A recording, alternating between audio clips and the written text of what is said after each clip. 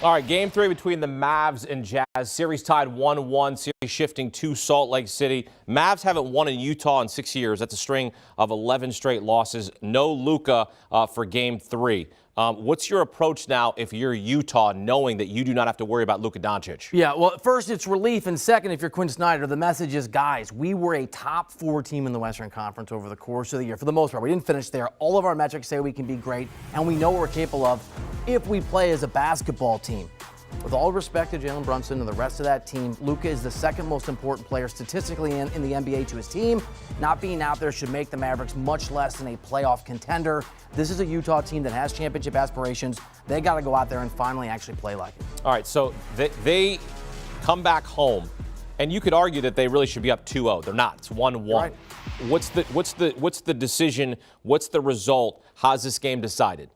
I think it's whether or not Donovan Mitchell can actually start. He's not going to like his teammates. It's not a secret that this basketball team does not like each other. They've talked about it pretty openly. The reporting from local newspapers in Salt Lake City has been all over this.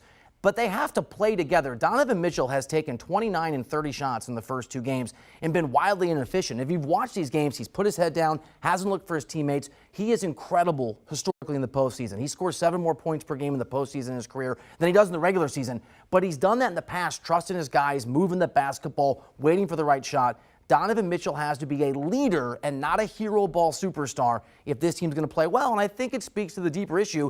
These guys don't like each other. And when you don't like each other in the NBA, you don't trust each other, and things come apart pretty quickly. Remember, he had that poor first half in game 1 that exploded for 30. He's got it in the him. Second half. Yeah. So certainly a key to their success. What's the matchup you've got your eye on tonight? I mean, for me, it's Jalen Brunson having to step up again offensively and outscore Donovan Mitchell, which we didn't think was going to happen. I didn't think would happen at all in this series. And it has. He's the offensive focal point. He's the guy that's got to make up for the fact that Luka Doncic, who is a top 5 player in the NBA, isn't in this game again.